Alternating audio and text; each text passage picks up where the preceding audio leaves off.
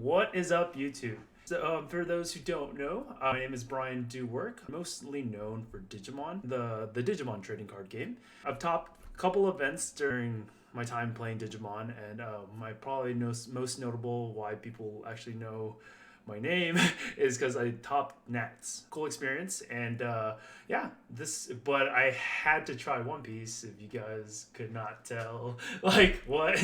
Yeah, and I had my first local. I didn't have a lot of honestly knowledge of the entire set. I bought a few packs just to kind of see what I like the cards. I didn't even know what I was chasing for, and I started to look at the leaders. And then I was like, okay, which deck do I like? This is like honestly off of no knowledge at all.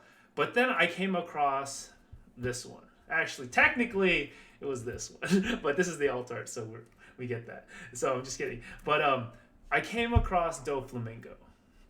So Doflamingo, really cool character. One of the coolest fights. It's like honestly when Luffy goes Gear 4 for the first time. So it's a very memorable arc. So Doflamingo was one of the coolest villains like we had. He was actually the first villain or the first villain arc that I was actually like kind of scared because of what his team could do. And that's enough of that. But anyway, I love One Piece. So that's why I had to try the game. And I had some success with Doflamingo during my locals. I went X1 and top fourth out of 41 people. I came across Doflamingo. So I chose Doflamingo. Let me read you his ability. With Dawn ×2 attached, when attacking, pay 1. You may rest a specified number of Dawn cards in your cost area. Reveal 1 card from the top of your deck. If that card is the 7 Warlords of the Sea type character card with a cost of 4 or less, you may play that card rested. The moment I read that, I thought, wow, the ability to play characters for free, it's very similar to like an archetype I really liked in Digimon. So I was like, okay, let's see how many 7 Warlords were there. And then that's when the deck started to just come together.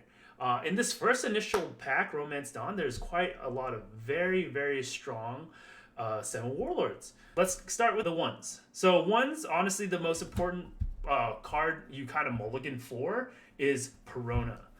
Perona is a 2,000 attack, 1 cost on play. When you play her, you look at the top 5 cards of your deck and then rearrange them in with any order you want to. Essentially, this is going to be stacking. You're going to be able to stack your deck so that you're going to draw your perfect card. Then you're going to be able to trigger his ability playing the 7 Warlord that you already stacked for on turn 2. And this isn't like on turn 2. If you go first, turn 2, you can do this whole chain. And that's where I think it caught a lot of people off guard. When you open up Perona, you honestly get to pick pretty much what card you're going to draw next, and you get to pick what card is going to be played. So basically, you're going to be getting a 4 cost on turn 2, which is honestly only possible if you're going second and you're paying all 4 to play it. But with this, Doflamingo guarantees you can always do this if you have Perona in your opening hand. Card is amazing. But something that's very important that I honestly didn't utilize enough, you can also put all the cards to the bottom for Peronas. We'll kick that to the side. Honestly, most important card, mulligan for it if you can. Then we got the next level ones, which is a 7 Warlord himself, meaning he can be played, except he would be basically a very expensive 1 cost blocker to play suspended, or rested, so you don't want that. But Law, he's just basically the 1 drop blocker for blue. Very self-explanatory. I feel like we only need 3, because then honestly this deck plays a lot of like cards, and I didn't want to overfill my hand with cards that I couldn't really use except for just to counter. So 3 of her felt good, using her when needed, and opting to use Mihawk first when I'm discarding. Okay, next will be the 3 drops. Okay, so there's going to be cards that I can't play and cards that I can play off of Doflamingo's ability. So next is Doflamingo himself. He does the same ability as Perona. And so when you play him off of his ability, you literally get to reset and repick what you're going to draw, repick what you want to play. It's pretty insane. He's also a 1K counter, always useful, and he's a blocker, a 4K blocker. Adding one Don and like swinging over into lead for 5K is a one cost play, and that just seems very strong, you know. And for a blocker, I mean, sometimes you don't need to attack, just keep him as a blocker to block the Kaido that is going to wreck your face. Yeah, Doflamingo at 4. Next, we're going to move on to the 4 costs. In the list that I've seen, I didn't see any of the list of Doflamingo playing Gecko Moria. So, Gecko Moria, he's one of the rares. His basically ability is that he gets double attack, which means he goes for 2 life if you have 5 or more cards in your hand. And with blue, you have cards that allow you to really draw, and you can keep this 5 card threshold pretty often, especially with Boa Hancock. Like, she's insane in this deck. But yeah, so he's also an immediate threat to the board. If they don't deal with it, they don't jet pistol this, they're taking 2. Unless they're going to counter out, which means they're going to lose cards in their hand. Either way, it's a huge threat. So the moment you can play him with Doflamingo, if you can play this turn 2, insane tempo turn and insane pressure. They have to do they have to attack over him with, you know, their leader. And if they don't play a little safe, they better put some, like, you know, Dawn on him, meaning they're going to be using less of their Dawn to progress their own board state. So this guy is insane. Huge, scary, like, oh, need to kill it immediately. And if you don't, then you have to deal with taking 2 checks each time he swings, because I'm going to pump that shit up, you know what I mean? Let's go back to talking about the girl herself, Boa Waifu Hancock. 7 Warlord, playable off of Doflamingo's effect. She's a 5,000, so a very decent blocker. Also, if you have a Dawn attached to her, when you attack and you have 5 cards or less, you draw a card. What? Did you just tell me I get to have a 6K attacker that drops me 1 per turn? It's pretty insane. Like, I don't even use her for blocker as often as I thought I would. I thought I would use her as blocker. I use her aggressively, and I'm swinging to draw cards, and then now that she's suspended, guess what? I drew a card that's a counter. Oh, let me just protect it because I just got it for free, and they just wasted an attack. It's insane. Boa's insane. So good. So good. Next, for the 7 Warlord line, the antagonist himself, Marshall D. Teach. Basically, on play, he'll bounce a 3 cost or lower to the owner's hand. So that means that when you swing with Doflamingo, if you play this out, you can bounce most blockers in the game right now.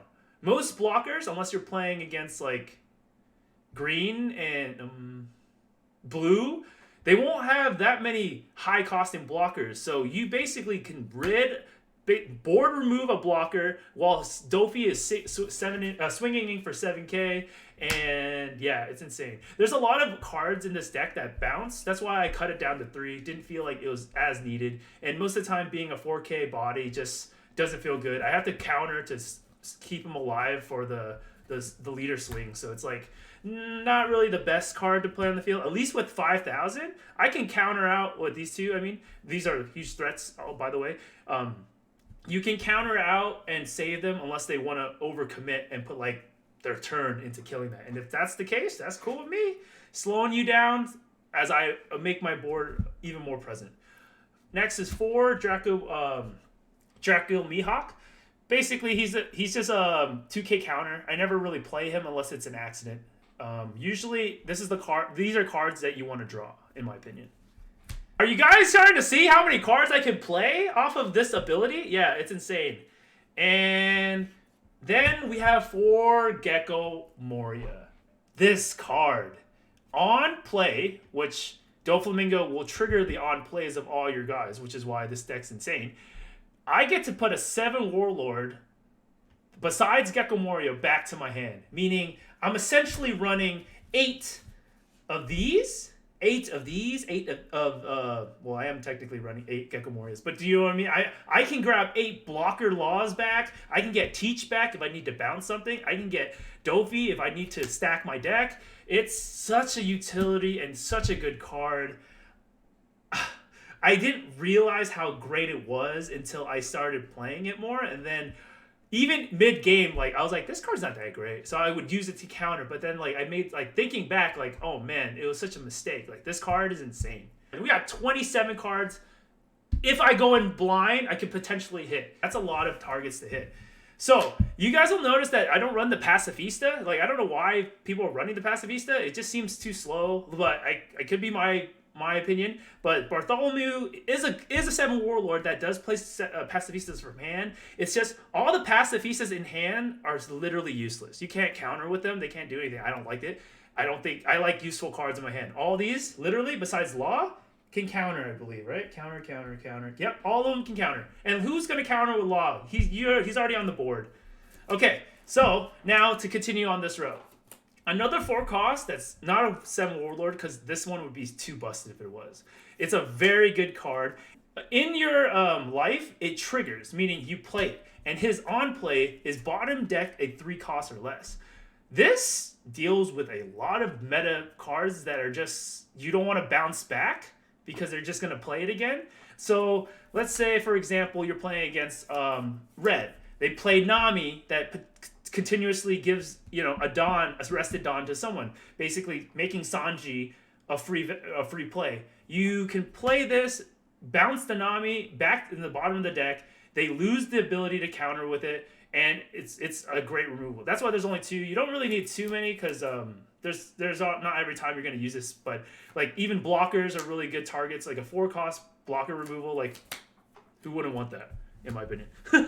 Yeah, yes, but he doesn't counter, so which is why you don't want to see a lot of these in your hand. 2 is already too much in your hand. I like honestly, one's fine because you're not going to really use it in that way. Okay, next, he is a 7 warlord. However, he's not 4 costs. We got 1 Croc. Just because Crocodile's blocker ability, 6k, is really strong. It deals with like the leader for free, like no problem. And if you block with it with a Dawn attached, you can bottom deck a 2 cost, which is again most blockers, most cards like Perona, or cards that they just use to search. Get rid of the search, why not? So I only want 1. He's really good. And then I have 3 Dracula Mihawk on play. You bottom deck a 7 cost or less. As you can see, 1's in a green sleeve because I took the 3rd one out due to getting this card, Law. I wanted to try this out. In theory, this card actually is kind of cool. He's the promo pack Law. What he does is if your opponent has 6 cards or more in their hand, when you play this, they take a life. So he does a free damage. I'm not going to base my deck around him. However, there's moments where, if you've been playing this game some time, the matchups can be very, very grindy. And you end up with a lot of cards in your hand because either people are just playing it slow, or they're just being safe with their attacks, or they're countering very cautiously. This is something that you can, I feel, in theory, I have, again, never tested, but in theory, I think it works where, like, the turn that you go aggressive and you're attacking and they're like, oh, cool, I'm just going to take this to draw. Basically, you just punish them. The turn that they added so many cards in here, and you're just like, oh, add another. And now you have a 7k attacker. They may have a huge hand at this point because they're probably going to have 6 or more. So if they have 6, they have a minimum of 7 cards in their hand now. Like, it's okay because you have this, and they have to deal with it. And he's only cost 6. So, again, I'm playing with the idea. The fact that you can rush him out turn 3 if you're going for second, maybe is a thing. I don't know. I'm still testing it. Again, just a theory card. Okay, and that goes for all the characters. I'm going to just go down the middle for the events. This card, Overheat, is such a good counter. It gives my... the character or leader of my choice, right? Yep. 4,000 during this battle. And then I can return 1 active character with 3 costs or less to the owner's hand. This is not only your opponent. You guys get that? So that means you can re-add Perona to your hand, because most likely you're not going to be attacking with Perona anyway. So that's another reason why this card is busted. Resetting Perona For one, pick the perfect card to play off of Doflamingo that you need at the moment, and then pick the perfect card you're gonna draw next turn, or at least the best card you can draw next turn. So yeah, card's insane. In life, it does trigger differently. It just only returns 1 4 cost or less to the owner's hand. So it doesn't have to be active. It just returns any 4 costs to their hand. During the tournament, I ran this law as a Mihawk, so I'll just put that as a reminder. And during the tournament, I ran 3 Sables. Did a last minute change because I had 4 Sables at the beginning. I changed one of them to overheat, so that it was for 4. It was 4 and 3, and I did a last minute 3 and 4 switch because I thought Sables was a counter. And then I was like, why is that card so broken? But then when I read it, I was like, wait, I can't use this during counter phase. Oh my gosh. So then I dropped it to 3. And yeah, it's not. Now, if this was a counter phase card, it'd be too cracked. And I was just like, no wonder. Okay. And then after the tournament, I really didn't like it. So I took out 2 and then added a second Love Mellow. I was only running 1 because during playtesting, I noticed that my hand never dropped below 3. And that's kind of good, but never dropped 2-3 unless I was purposely discarding to counter out. So, but then I realized, oh, this is a really good card to get you back in it when you had to play so defensively for so long. And then this is maybe you draw that extra draw is what you needed. So I wanted to see that card more, so I bumped it from 1 to 2. So this is the current list that I'm gonna try. And then lastly, we have 2 Desert Spadas. Essentially just a 2k counter for 1. But then the most important part is that you look at the top 3, and then you can do the same thing. You organize it however you want. You organize it so you draw the perfect card and then play the perfect card, or at least to the best of your ability. Again, if you whiff, you put all that crap to the bottom and just, you know what? Let's test the stack. Because it's worse that you're stacking cards that you can't play off of Doflamingo, so you might as well just get rid of them, right? Well, yeah, so that's the deck. Take a picture. But yeah, that's the entire list. Again, if you want the original list, it's this minus a Mellow plus the Sables. There you go. Take a picture of that if you want. Oh. And then, boom, that's good. But this is the changes. Okay. Oops. So I hope you guys enjoyed the deck, but let me talk to you about some of the matchups of why this deck was really strong into at least my locals tournament. Everyone was afraid of Red Zoro. I was afraid of Red Zoro. I was like, I don't know what to do. The deck goes really fast. It goes burr. I saw what Doflamingo had to offer, and the cards that were in this just made sense. It slows them down quite a bit because there's a lot of blockers in the deck. Like Boa being a blocker, Crocodile being a blocker, Doflamingo being a 4K blocker is still enough to just take hits instead of taking life hits. And then that's sometimes all you need to kind of wait until they burn out of steam. And then once they run out of steam, it's just like, okay, cool. Now you slowly come back, climb back into the game until you build a board that they cannot ever kill you at. Even with Diable Jumbo or Rush guys, it's just you have so much advantage in your hand, meaning counters and stuff, because they've been using their cards and they lose to your 7K Dofi, killing them. And then yeah. So I think it's a good matchup against the red deck. If you're having trouble with red around your locals, try it out. Let me know how it does. If it does well, then give me a shout out. Thank you. Yo. No cap. Kaido's a menace. Kaido is a menace. All right. That's the end of that TED Talk. Dude, Kaido hurts this deck quite a bit. So purple players, yeah, they're pretty strong. So maybe not the best to play against purple. But until we figure it out, this is Brian Do Work, part of Team Do Work. And I hope you guys enjoyed this Doflamingo deck profile. Peace.